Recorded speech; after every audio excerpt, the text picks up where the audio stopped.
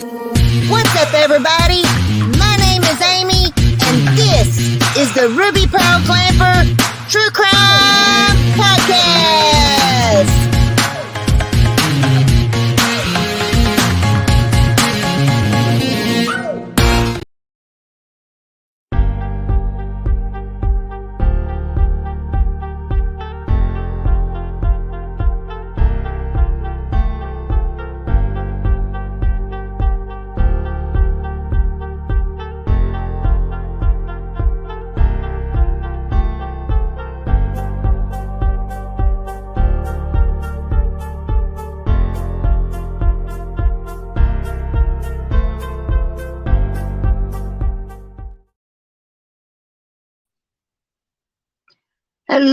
Hello, everybody. Welcome to the Ruby Pearl Glamper True Crime Podcast. My name is Amy. Welcome to my show. Hope everyone is having a wonderful day. Make sure you hit that subscribe button if you love all things true crime, and like and share these videos. Excuse me. Well, let's just go ahead and get right into today's subject. Hello, Nano for Life, and It Matters. I'm so glad to see y'all here in the chat. Hope everybody is doing well. And hello to my very special friend, Max. Hope you're having a good day.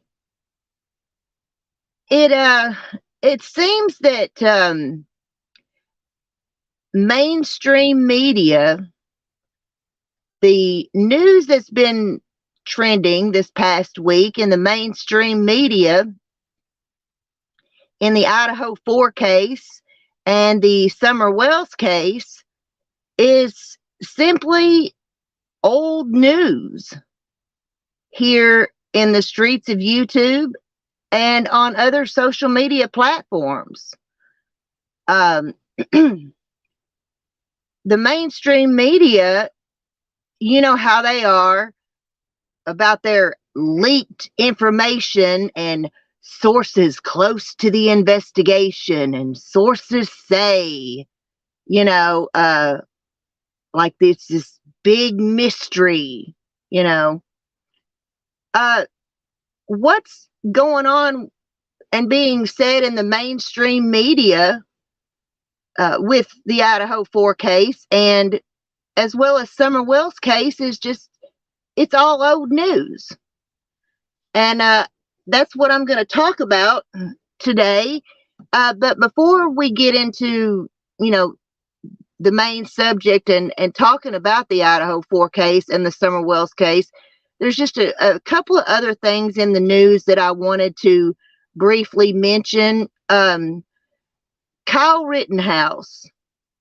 I covered the Kyle Rittenhouse trial very heavily over on my Spotify channel.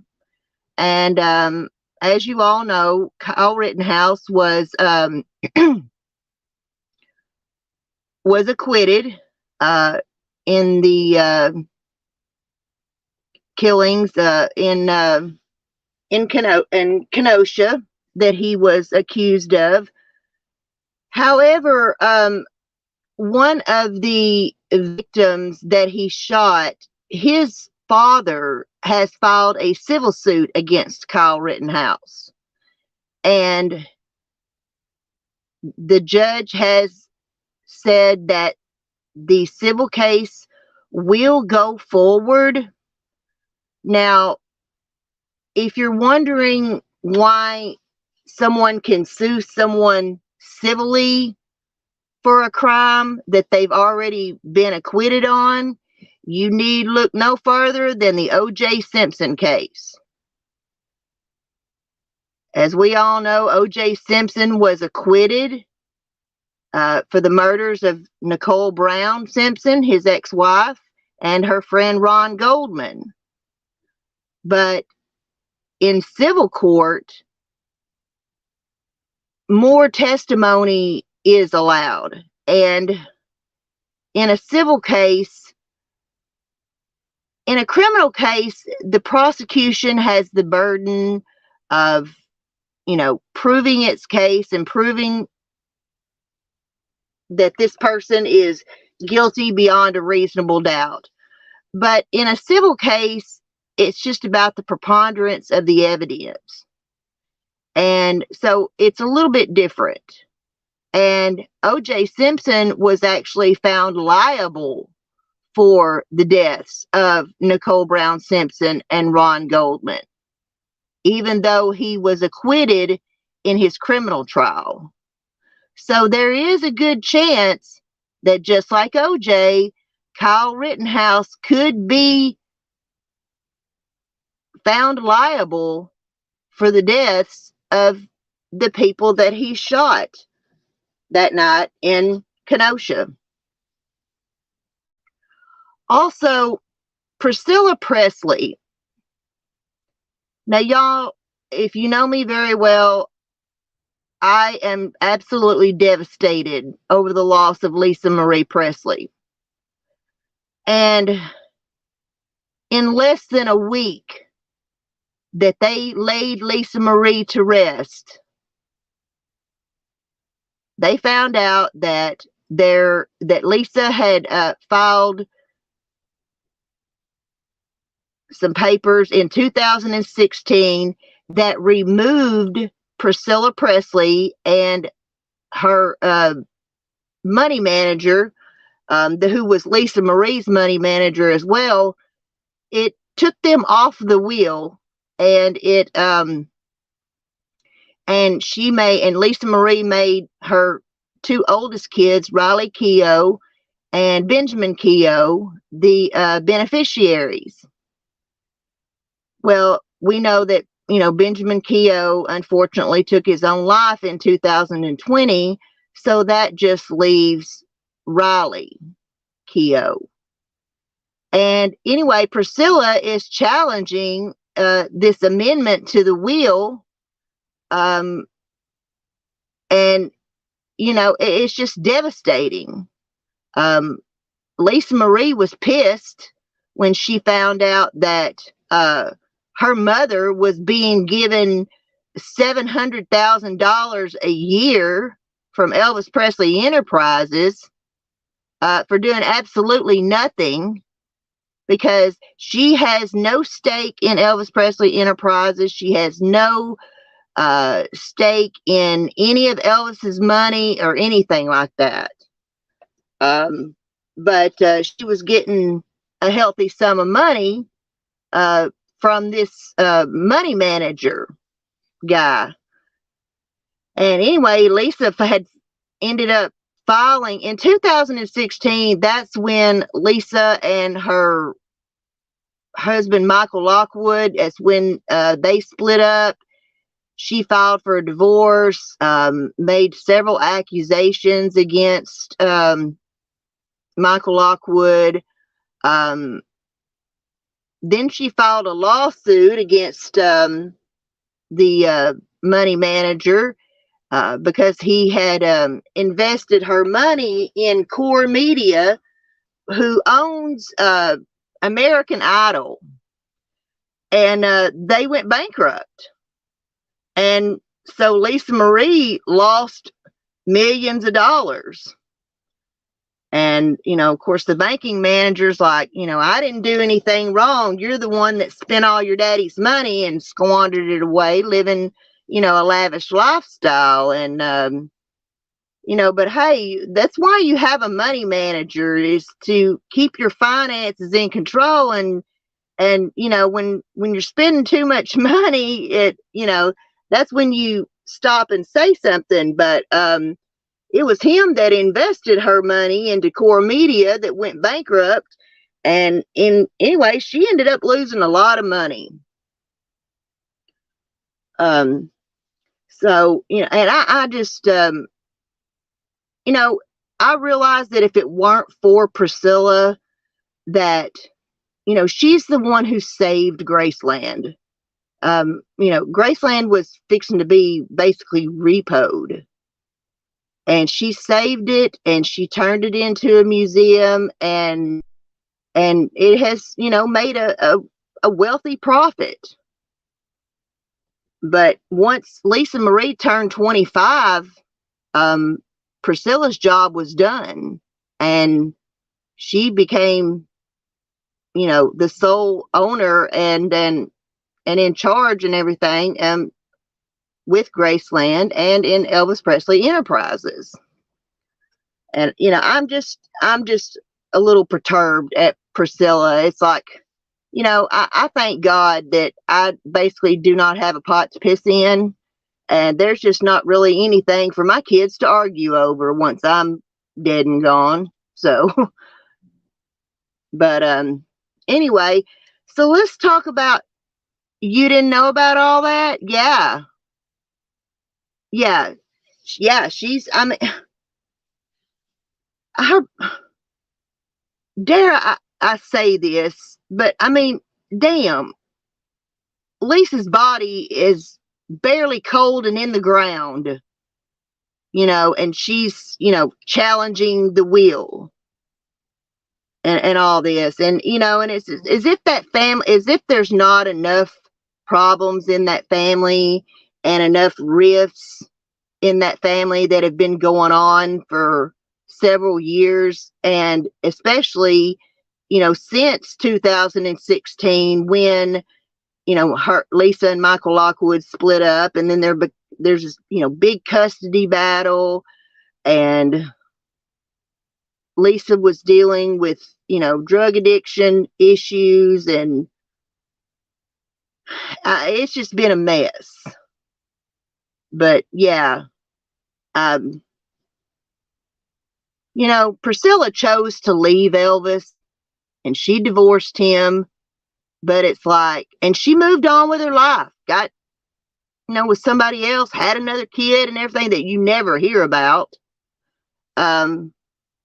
But she still wants to hang on to that Presley name.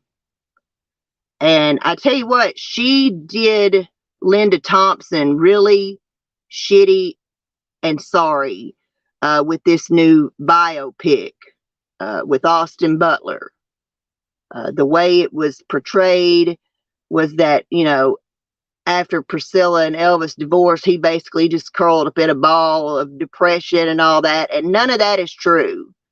He had a very wonderful, long 4-year relationship with Linda Thompson. And Linda Thompson was good to Elvis, and she took very good care of him. And, but in the end, Linda left too, because she just couldn't deal with everything that was happening, and, Elvis's addictions and everything. And, but yeah, she, it's funny to me that when the night Elvis died, or the day Elvis died, Lisa Marie picked up the phone, and who did she call? Who's the first person she called? She didn't call her mama. She called Linda Thompson. And the phone call went something like this. Hello? Linda? It's Lisa. I know who this is. My daddy's dead. My daddy's dead. They're saying my daddy's dead. And Linda was like, are you sure he's not just having one of his spells? Just heartbreaking. 9-year-old little Lisa Marie. She didn't pick up the phone and call her mother. She picked up the phone and called Linda Thompson.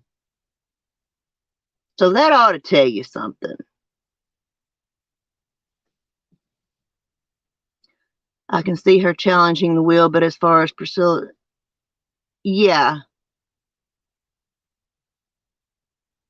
Yeah, she did. I mean, but $700,000?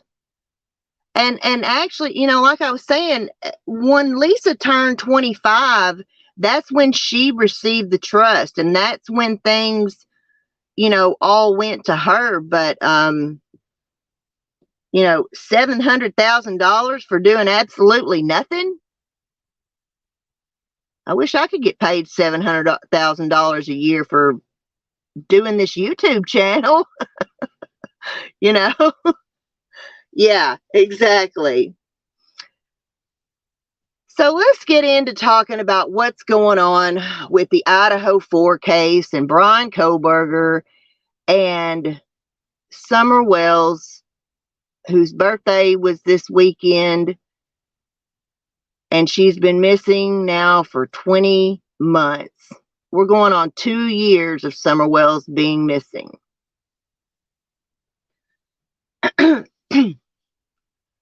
I'll talk about Summer first. Don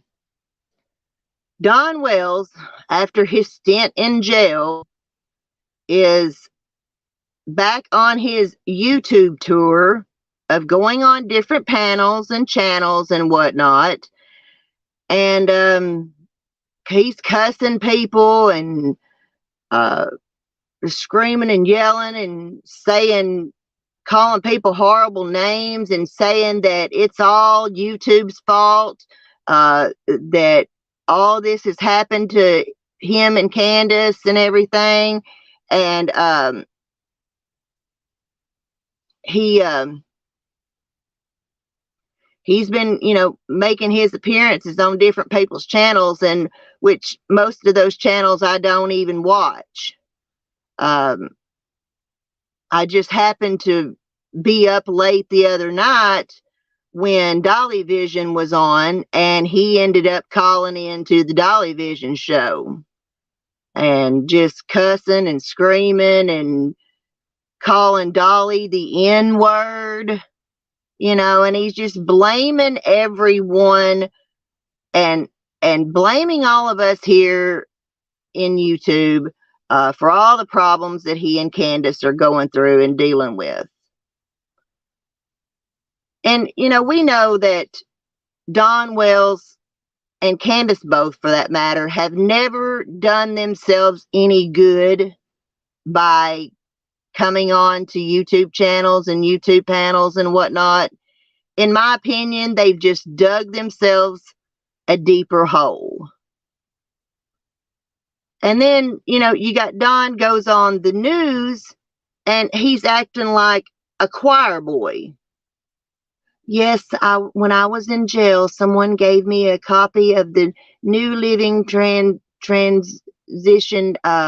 Bible, and I read it several times, and, all this stuff is causing so much stress on Candus and I and our family, and Candus has been sick and blah, blah, blah, blah, blah.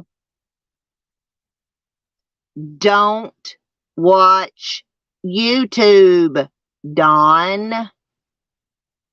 Don't go on YouTube panels, Don.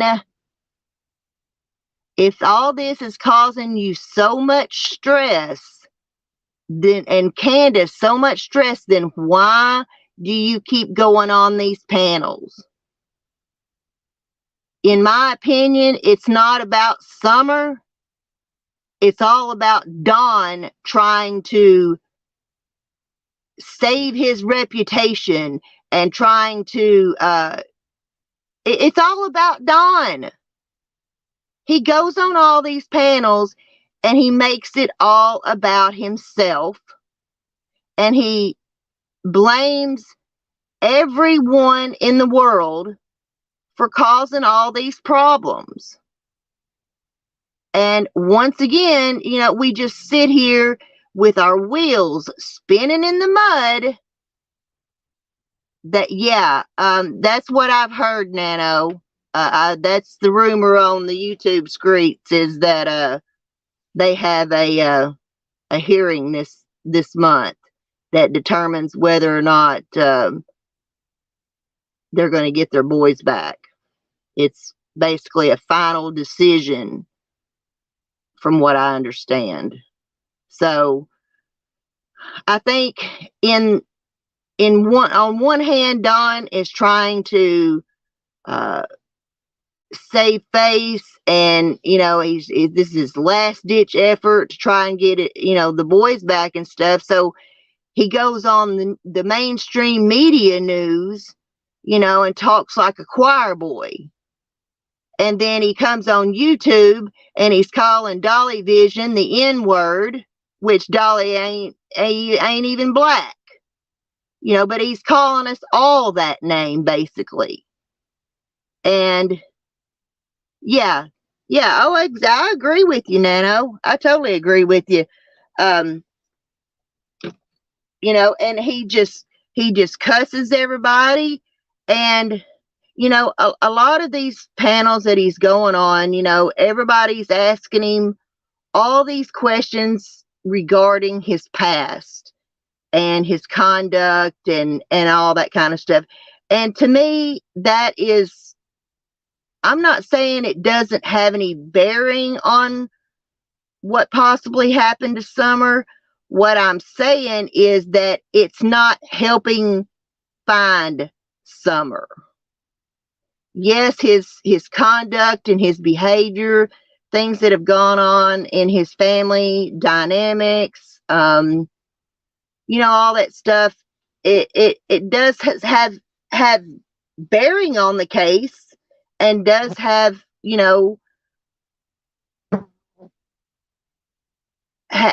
has a, I don't know what the word I'm looking for is, but it doesn't have anything to do with the day Summer went missing. All this stuff with Don's sisters and all that kind of stuff, while that's important to know, it's not helping find out what happened to Summer.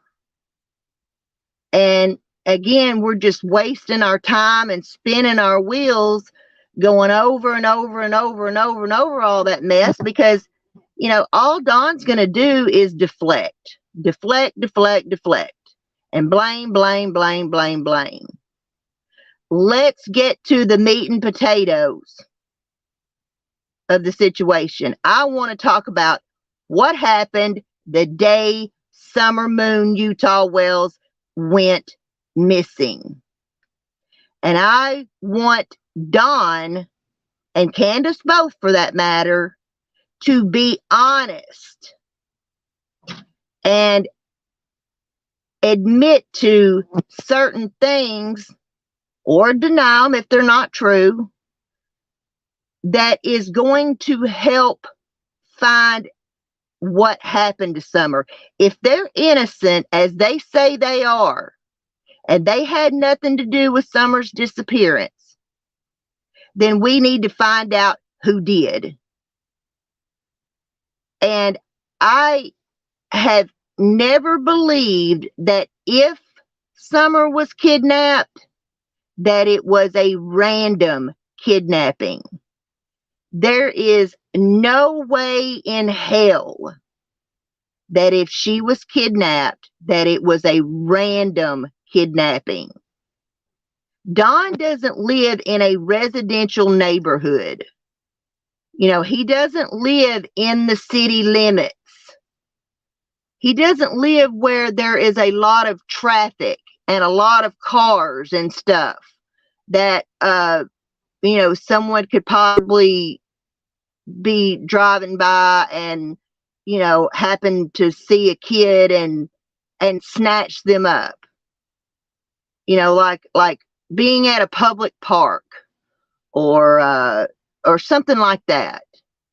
They live in an extremely rural area, and in an area where the only vehicle traffic is going to be the people that live in that area. Like back in the days when me and my friends used to go cruising around and stuff, and cruising the main drag on Friday and Saturday nights, sometimes we would leave the main drag of town to you know, go smoke a joint, and we'd just be cruising through neighborhoods and stuff. You know, that's different than where Don and Candus live. People are not just cruising around Ben Hill Road. People are not just cruising around Beach Creek. So if someone else took Summer, it has to be a targeted kidnapping. Someone had to have wanted to take Summer. You know, because they didn't take one of the boys. You know, they didn't take and I don't know who else, you know, lives in the neighborhood or whatever, or how many other kids live in the neighborhood. But hey, weren't Jody Sue's kids outside playing and stuff at that time? No one took Jody Sue's kids. Now, y'all can correct me if I'm wrong about that, but I do believe, to my understanding, I think Jody Sue has kids and that they were outside as well. But so this had to be targeted, and it had to be targeted for a reason. They had to have targeted Summer for a reason and Don and Candus for a reason if someone else took Summer. So that's when you need to start racking your brain and thinking, okay, what have I done to somebody that might make them want to kidnap my daughter? You know, who has my daughter been in contact for the last few months that has acted weird or showed any kind of special interest in her, or you know, something like that, that could be a possible suspect. Then like I said, you've got you know, drug dealing going on up in the holler and on Ben Hill Road. You've got, you know, Hawkins County is infested with SOs, registered SOs. So, you know, there's a lot of potential suspects there that, you know, to look at, in my opinion, aside from Don and Candus. You know, we out here don't know how thorough of an investigation that Hawkins County and the TBI has done into other people besides Don and Candus. And, you know, I'm kind of wondering if this is not going to be, if this is a situation similar to JonBenet Ramsey, where the Boulder Police Department, you know, they thought that John and Patsy did something to JonBenet from the very beginning, from the very moment they walked into the Ramsey house. They thought, look no further than right here in this living room for the culprit, for the killer. So I'm wondering if Hawkins County and TBI, how much they've even attempted to look beyond Don and Candus. Do they feel like, we know they're guilty, we know they did something to her, or there was an accident that they covered up or something, we just can't prove it? So,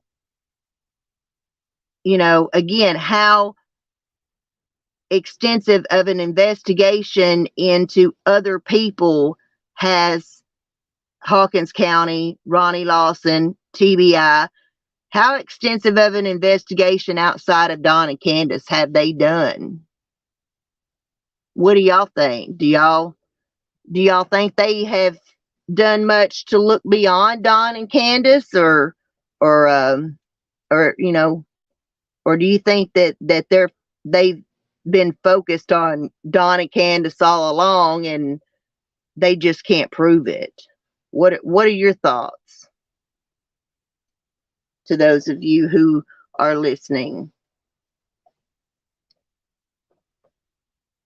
I you know, I have said it a million times. I've got no faith in Ronnie Lawson and his ability to, do anything. I think he's more interested in trying to cover up what's going on in Hawkins County, not just Summer's disappearance, but a lot of stuff in Hawkins County. I think he's more interested in covering that stuff up than anything. So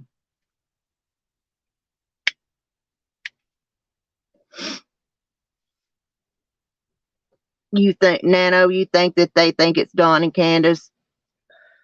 I do too, just simply by some of the little remarks that Ronnie Lawson has made. They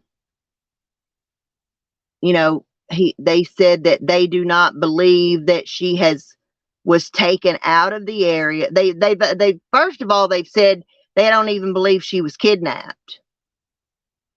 And not only do they not believe she was kidnapped, they don't believe that she has been taken out of the area or trafficked or anything like that. So they either think it's Don and Candus or they think it's someone there local. But, that's been I can sit here and give you my opinion and tell you what I think, but I'm not the one that has any authority to, hey, Debs A, how are you? I'm not the one who has any authority to really do anything in this investigation. I can tell you that this is my opinion and I think this happened or that happened, but we don't have the authority to, really do anything as far as the investigation goes. So, but, like I said, I just hope that they have not just honed in on Don and Candus. I hope that they have done a thorough investigation into, into the people in the immediate area and into the people who Summer was in close contact with on a regular basis. Because that's what's happened with John Bonet. Boulder being focused on John and Patsy Ramsey all this time. Now here we sit over 25 years later, and have no resolvement and in John Bonet Ramsey's case. So, but you don't think it'll ever be solved? Are you talking about Summer?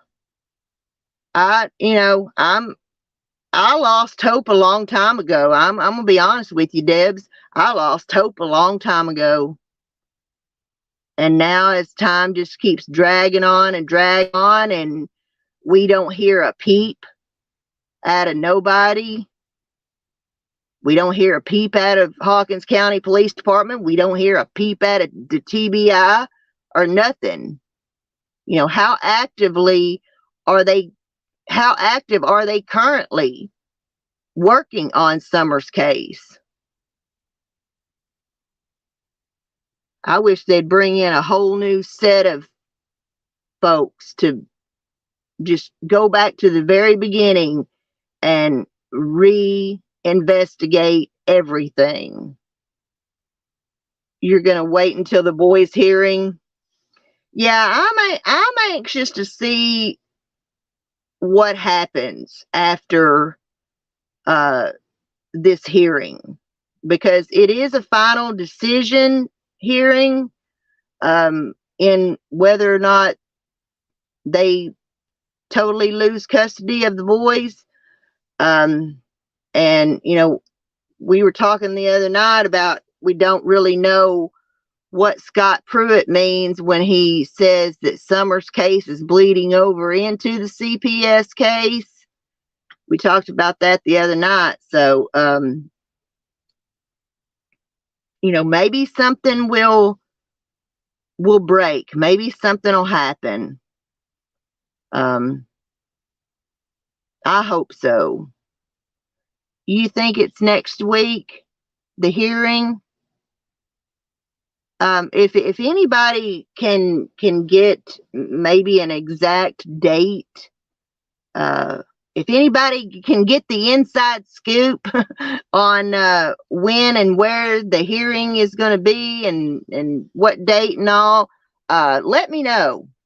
You can send me an email at rubypearlglamper1970@gmail.com. And let me know the inside scoop if you happen to find out, and I will never reveal my sources. That's kind of person I am. Whatever you tell me stays with me, and I do not reveal sources. You'll be looking out for the information. Okay, great. Because I'm, like I said, I don't know what Scott Pruitt means by that, but I just hope that there's going to be some kind of drastic move in Summers' case once the CPS hearing is over with. But and I really don't think that they will, but what if they give the boys back to Don and Candus? Then what? Oh, Scott Pruitt is the lead detective on the case. He works for Hawkins County Police Department. He's the one that was put in charge of it.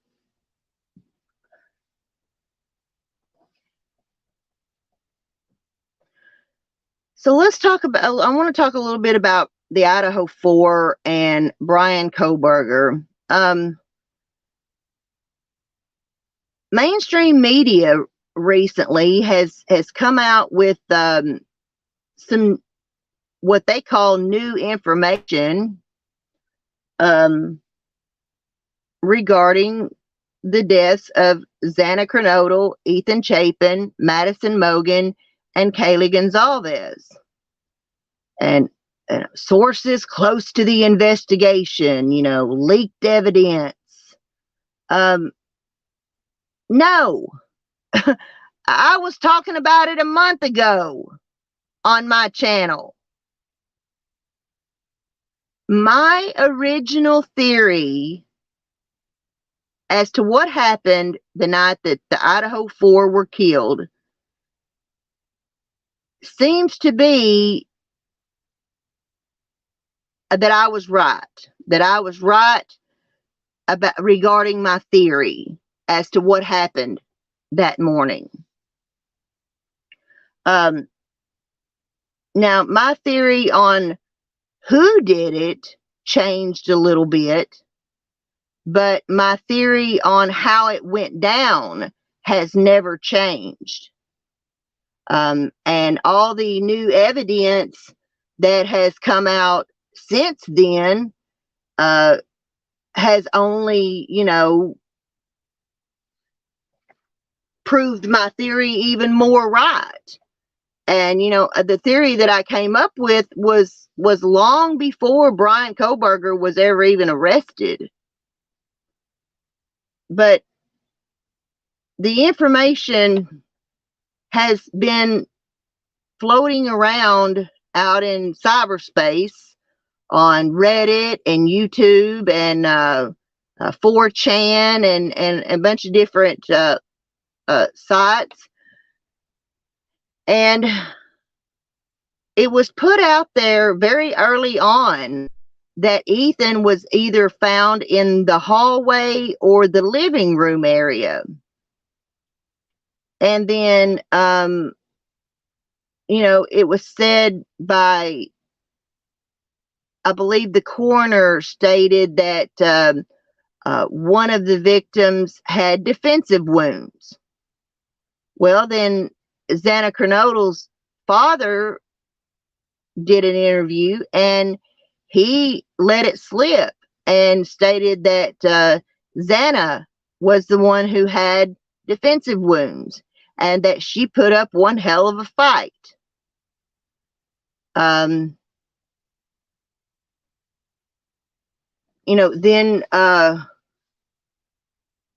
information came out that of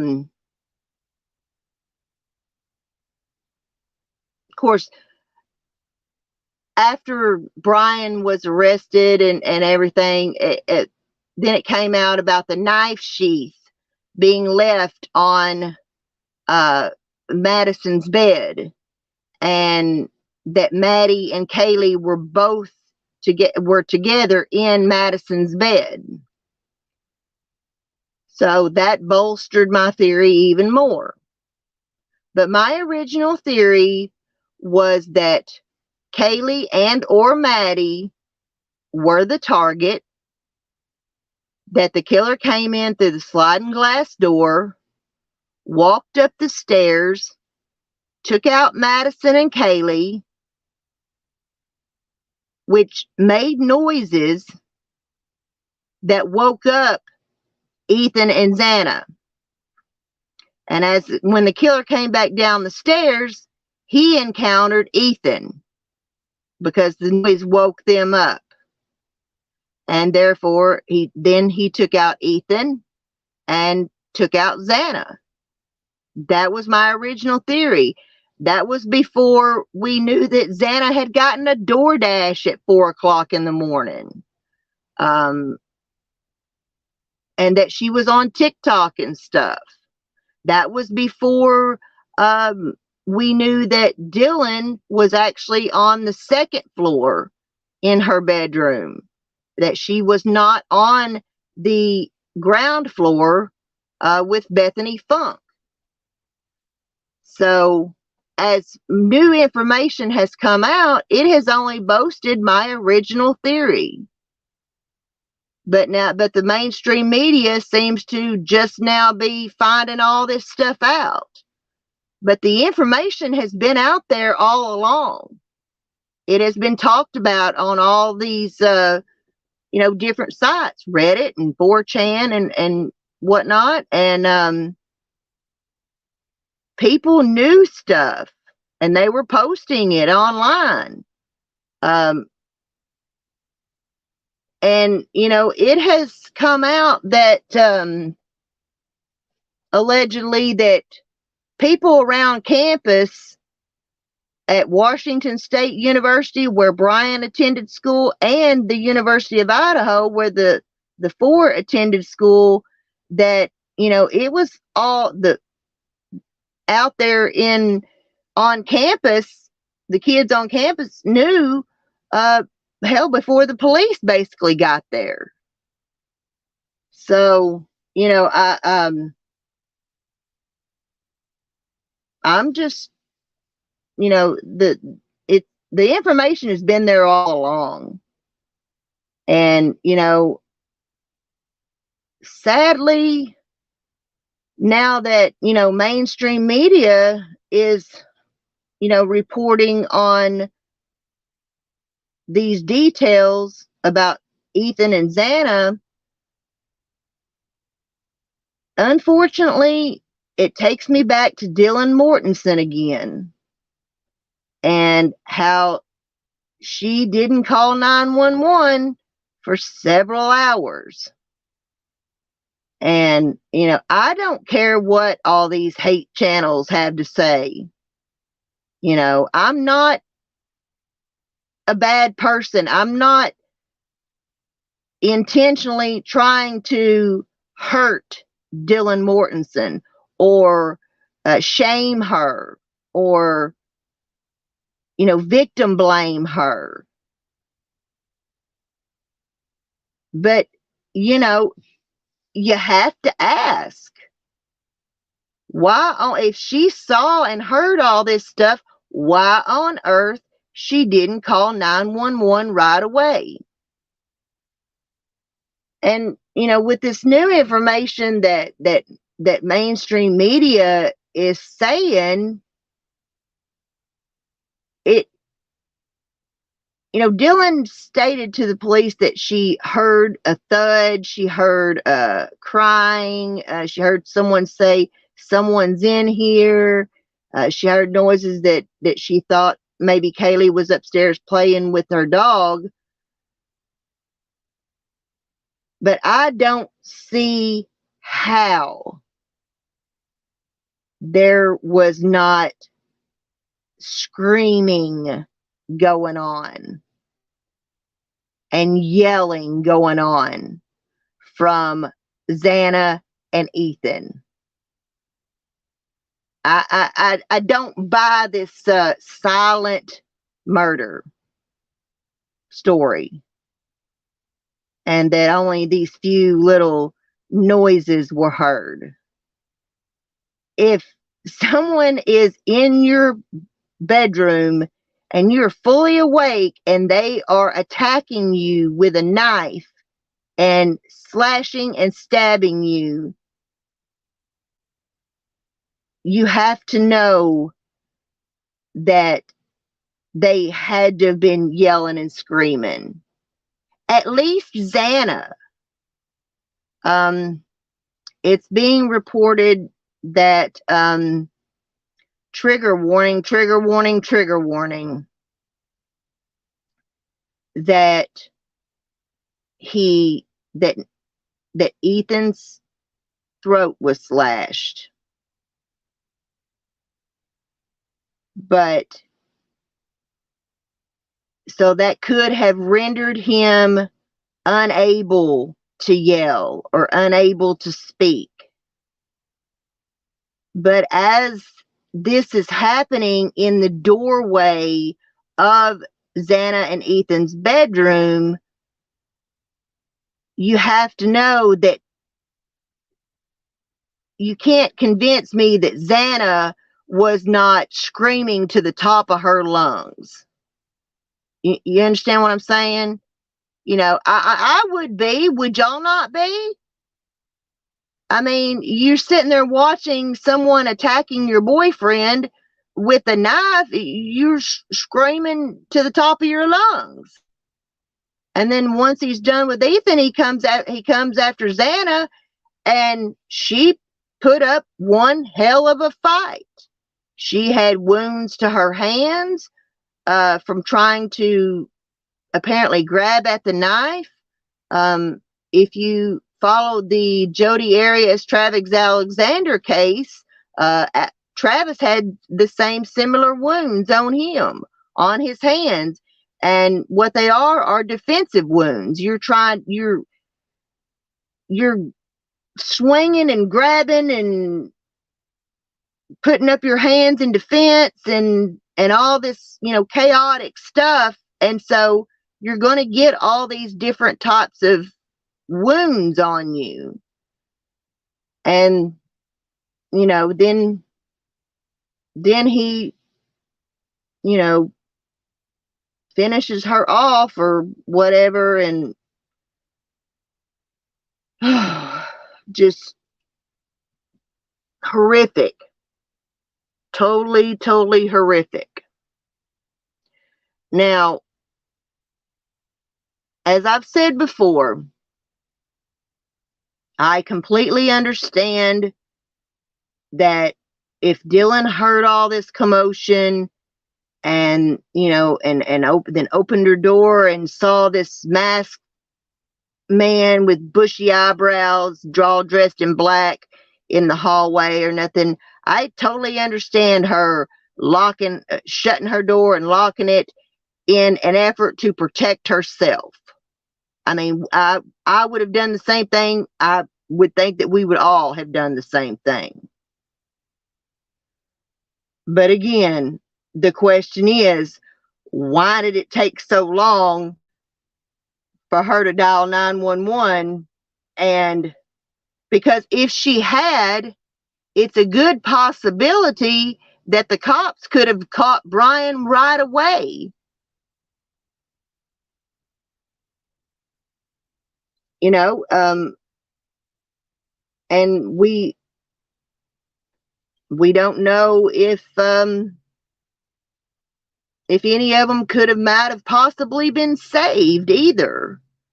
I'm sure they were DOA by the time the police got there, but if the police had gotten there soon after it happened, then, you know, there might have been a possibility that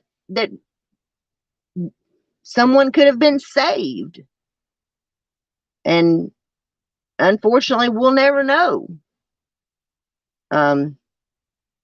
Tracy Thurman survived a severe stabbing from her ex-husband. If any of y'all have ever watched the after-school special called The Tracy Thurman Story, and if you're too young to know what after-school specials are, they're what used to be Lifetime movies.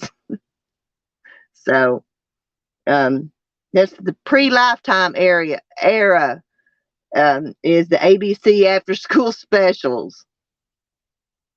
So what do you all think? What do you all, you know, how do you feel about, you know, what's going on with Summer and Don and Candus, and what's going on with the mainstream media and what they're, you know, reporting and saying about, you know, specifically Ethan and Xana's deaths? You know, I did if you haven't seen my video that I did on incels, watch that video, because I truly believe that this was an incel killing. Some people have disputed me on that, and that's okay. You know, we all have differences of opinions and stuff, but watch that video that I did on incels, and in my opinion, this totally fits the criteria for an incel killing. It matters. Dang, I ain't thought about the ABC after school special shows in forever. Oh, I know. One of my favorite ones in it, and it eventually became my youngest daughter, one of her favorite ones, is a Face on the Milk Carton. Have y'all ever seen that? It's called Face on the Milk Carton. Many years ago, long before Amber Alerts and Morgan Nick Alerts and the National Center for Missing Children and all that stuff, they used to put missing kids on milk cartons. And which I think is something they ought to do again. I think they ought to reinstate that. But now milk isn't really even sold in cartons anymore. It's all, you know, plastic jugs. But yeah, I love that show, Face on the Milk Carton. And my youngest daughter, that's one of her favorite Lifetime movies. If I'm not mistaken, that's how the National Hotline for Miss. Yeah, it could be. I don't really remember now. I mean, I know that John Walsh, because of, Adam Walsh, now he's the one that started the National Center for Missing Children. That all came about from that case, and John Walsh built all that. But I'd have to go do my research on that, Pam, and see how all that got started.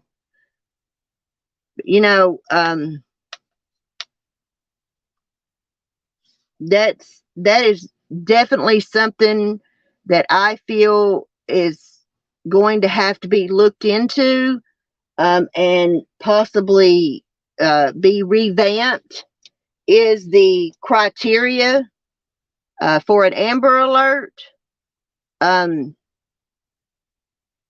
Because, we know that Monkey Vaughn never got an Amber Alert. He still don't have an Amber Alert after all this time. Some did get an Amber Alert. But, a lot of these kids that are going missing aren't reaching, or they don't fit the quote criteria for an Amber Alert. And something that I was thinking about is, like, here in Arkansas, we have the Morgan Nick Foundation, and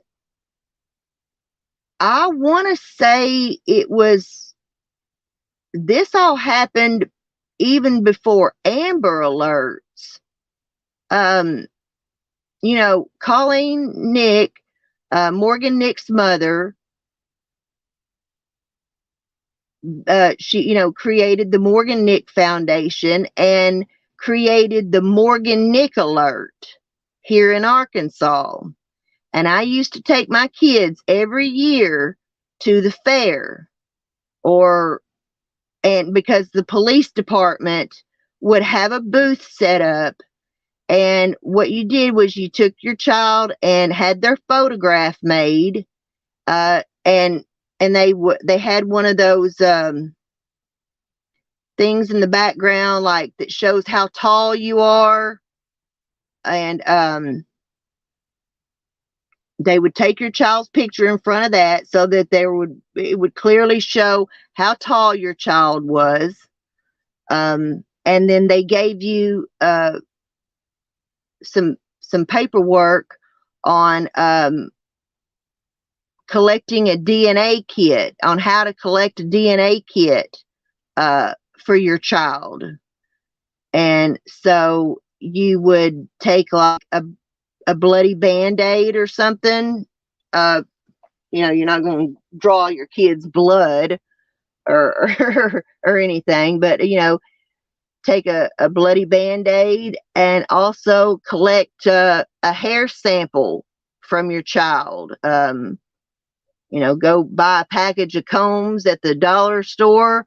Use a brand new comb, and comb their hair, and get hair that has a root attached to it, and you put it all in a plastic baggie and keep it in your freezer.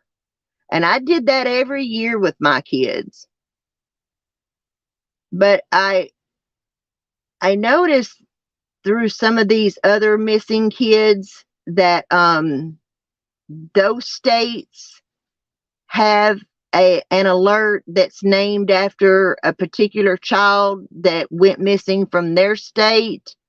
I'm trying to remember, but I've heard them mentioned that not only do they say Amber Alert, they'll say, like, the Johnny Smith Alert in Ohio, or the Doug Jones Alert in Texas, or whatever, something like that. There's been a missing kid from other states that has,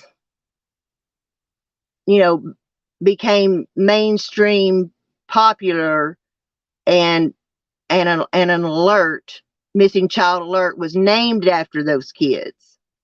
So if a child doesn't necessarily reach the criteria for an Amber Alert, which is a nationwide alert, maybe for like a statewide alert,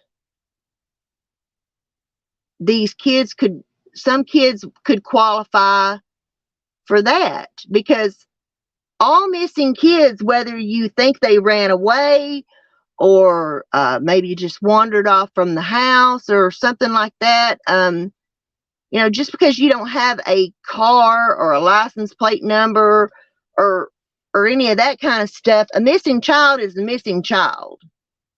Period. Plain and simple.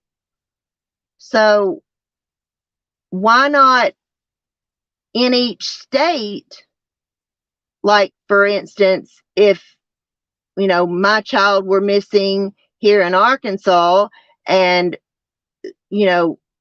don't know if they were actually kidnapped or not, then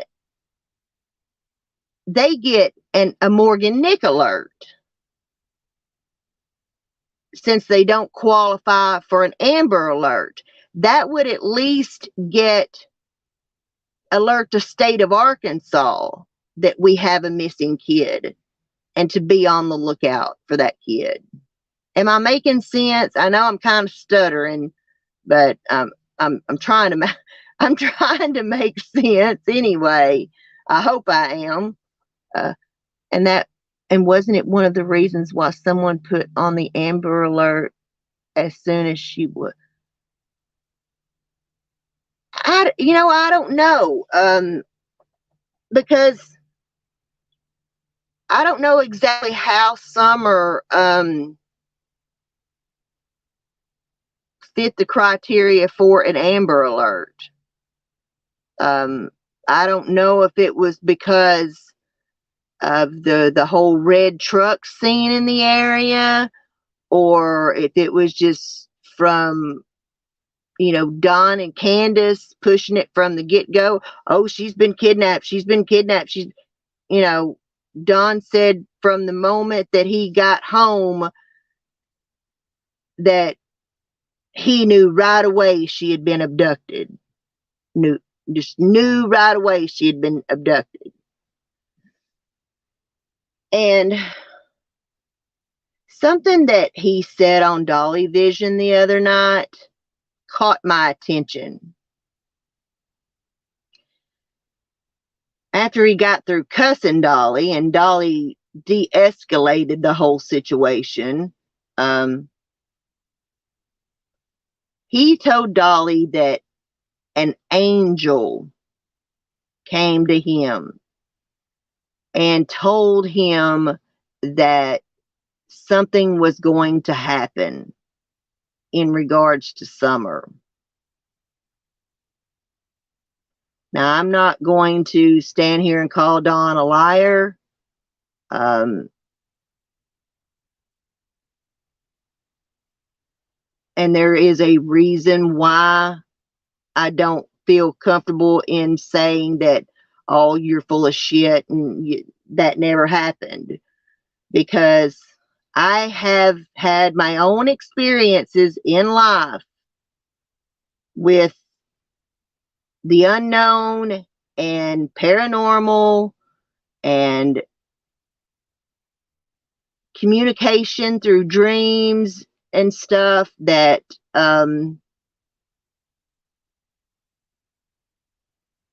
I know my own truth, but the rest of the world out there may question it. So, but he claims that an angel came to him and told him that something bad was going to happen to Summer.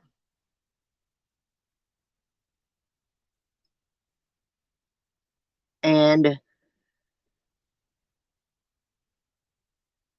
I don't know what to think about that.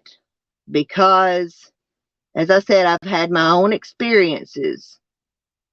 And a few weeks ago, I had the most clear, vivid dream that I found Summer alive.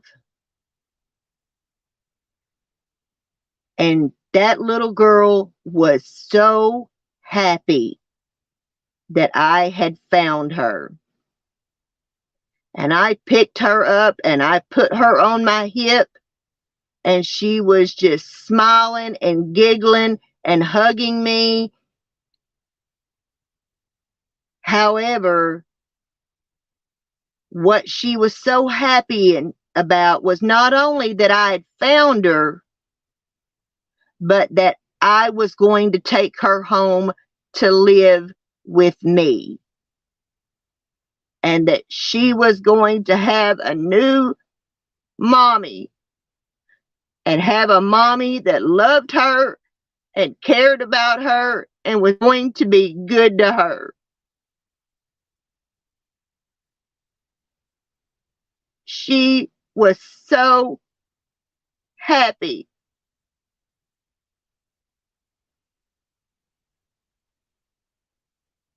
So you tell me,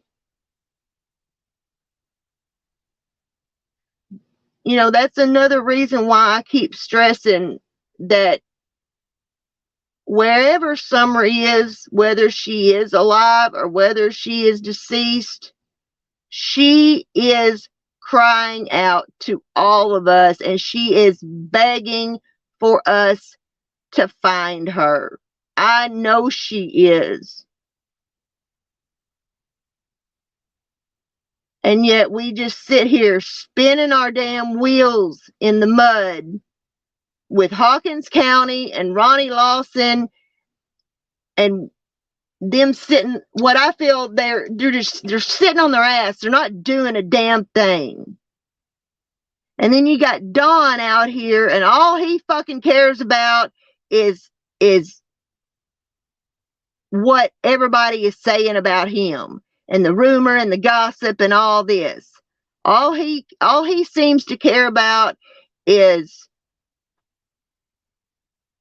his own reputation and what everybody thinks about him, and whether or not he SA'd his sisters and did this and did that, and whether he's a drunk or an alcoholic or a drug addict or a bad person. That seems to be all he cares about, is what everybody thinks about him, and making money by, yeah.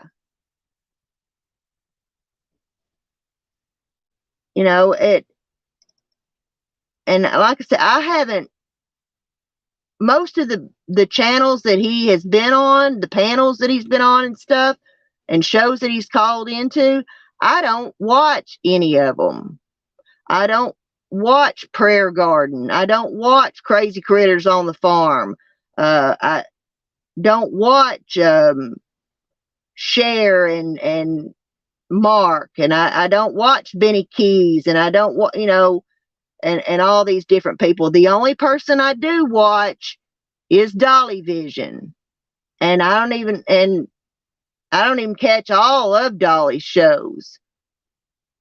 It just happened to be that I was up late the other night doing something, and I got on YouTube to see who was live, and Dolly was live, and so I went on there, and then I'll be damned if somebody, Don's in here, and then he ends up calling in to Dolly's show, and he had actually he said he had just gotten off Prayer Garden's show. But those are just channels that I don't watch, so I don't know what he's going on there saying. I'm sure it's, like I said, the same old bullshit. And I know he went on the Labs channel, and because that's what Dolly was playing, was clips from the Labs channel when I went on, and then Don ends up coming on there and cussing Dolly because he was playing those clips from the lab and stuff, and which makes Don look bad. And then he accused everyone of not caring about Summer, that all everybody cares about is just tearing him down and tearing Candus down. And, sorry to burst your bubble, Don, but I don't give two shits about you or your wife. All I care about is your little girl, and that she has a safe and healthy home, and that your boys have a safe and healthy home. That's all I care about. I don't give two shits about you, Don Wells.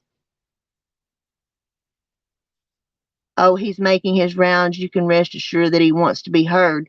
Oh yeah, it's his last ditch effort, because they're fixing to take them boys away. But he's not doing himself any favors, because what's happening is, those people that, love to call and report everything are calling, and they're calling CPS. They're calling the TBI. They're calling Hawkins County and saying, hey, Don Wells is out here on YouTube saying blah, blah, blah, blah, blah, blah, blah, blah, blah. So he's not helping himself get them boys back. And nothing he's doing or saying is helping get to the bottom of what happened to Summer. And then I understand that Candus may be sick and all, but let's just be real and honest about it. She has only gone on a few panels since Summer's disappearance and talked. It's always been Don that is the head ramrod doing all the talking. The only time we really heard from Candus was when she would go on Benny Ski's channel, and that's because she was in love with Benny Skis and, was looking for attention from him. And then and I got to tell you, I really felt sorry for Candus when Benny turned on them and turned on her, because people were teasing him about her having, a puppy love crush on him and all. And whatever the situation was with Tim Mullins and Don's cell phone, and Tim Mullins downloading Don's cell phone data to his computer and all, I don't know what all that was really about, but that was what and why Benny allegedly flipped on them. And then he just started, treating Candus like a dog, just like he treats all women. And, and believe me, I understand about, having a crush on somebody and, and then they come back and they say horrible, nasty things about you. And it's hurtful. It's very hurtful. And the one thing I will say in Candus's favor is that I feel like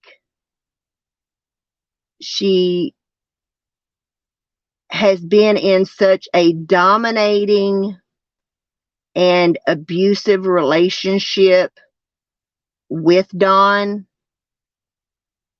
that,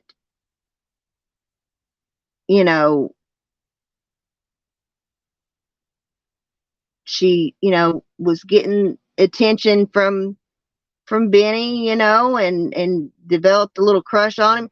And I think she did with Ernie too, and let's just go on and say it. I mean, I'm going to have to wash my mouth out after I say this, but, you know, Benny Keys is better looking than Don Wells. And Ernie is definitely better looking than Don Wells and Benny Keys both. So, you know, let's just be honest about it. But, you know, Candus just, you know, her life with Donnie is all she's known, and she's, you know, and for once she was getting a little pampering, you know, and a little bit of, you know, sweet attention from somebody, and, you know, but when Benny turned on her and started saying all them god awful things to her and about her and all that, I felt bad for her. I really did. Probably wouldn't be for people to know that she is still missing, and those famous words that Griff does not like to hear. And with that being said, he can shove it up his butt. There's 3 boys, Jesse Whalen. Well, yes. You know, there have been some people that allegedly knew where the boys were and the families that they were with and everything, and you know, they have been telling other people that the boys are very happy in the homes and situations that they're in currently. And so you know, and I said the other day that, you know, this situation with the custody, you know, is that I certainly would not feel comfortable placing them boys back in that home, not knowing whether or not Don and Candus had anything to do with Summer's disappearance. I just don't think it's a good idea. But if they wanted to have some type of a supervised visitation with them, then I feel like the boys are old enough to tell their CPS worker, you know, I would like to talk to my mama. I would like to see my dad or whatever. But here again, apparently there's something that Don Wells is not saying and not telling. And he's trying to manipulate things to, like, he don't know what the hell's going on. He's trying to play the dumb card. And, you know, Candus was able to have contact with the boys while he was in jail, but then Don gets out of jail, they suddenly stop the contact. Well, apparently there's some damn reason. There is some reason why CPS does not want those kids around Don Wells. And this was rumored to have been going on even before Summer went missing.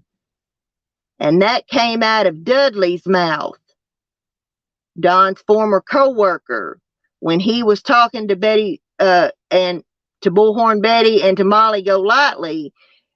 He told them that Don was staying at that house that they were working on, and because he allegedly couldn't be at the house when CPS came or whatever.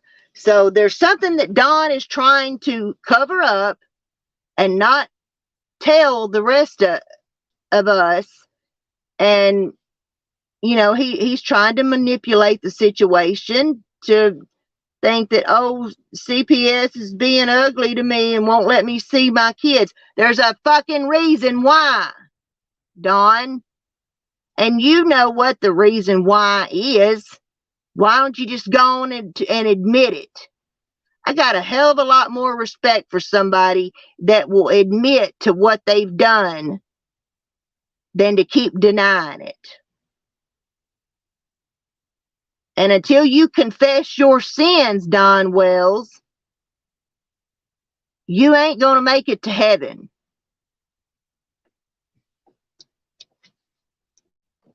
And that's all I have to say about that, Forrest Gump.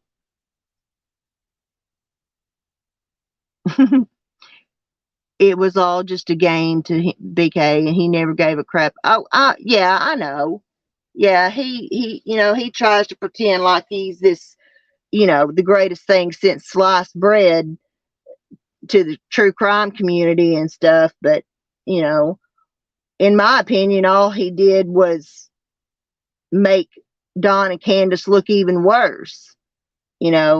Everybody that they have surrounded themselves with is sketch, in my opinion. Tim Mullins is sketchy. Benny is sketchy. Everybody,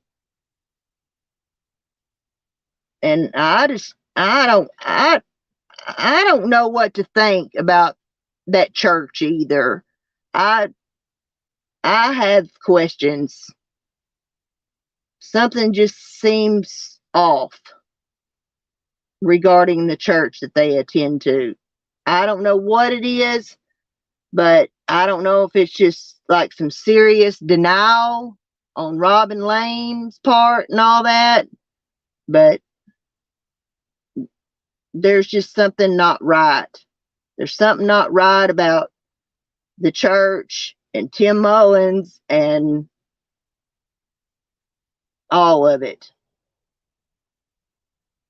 In my opinion, there is some kind of big secret. I just don't know what it is. Oh, I'm sorry, Max. I'm sorry. I keep saying I'm going to make him a voodoo doll to play with his ugly mug on the front of it. Me and my crafting, I want to make him a toy, a voodoo doll toy for him to chew on. I'm horrible, I know. Here I am talking about how horrible other people are. I don't give a rat's ass. I hate your guts, Benny Keys. Plain and simple. And so does Max and Griff and the rest of the world. Except for your dumb minions. Anyway. Well, I mean, that's really all I have to talk about. I'm just kind of scratching my head about, all this that's been coming out in the media regarding the Idaho 4, because the information has been out there all along. But now all of a sudden sources close to the investigation are leaking information.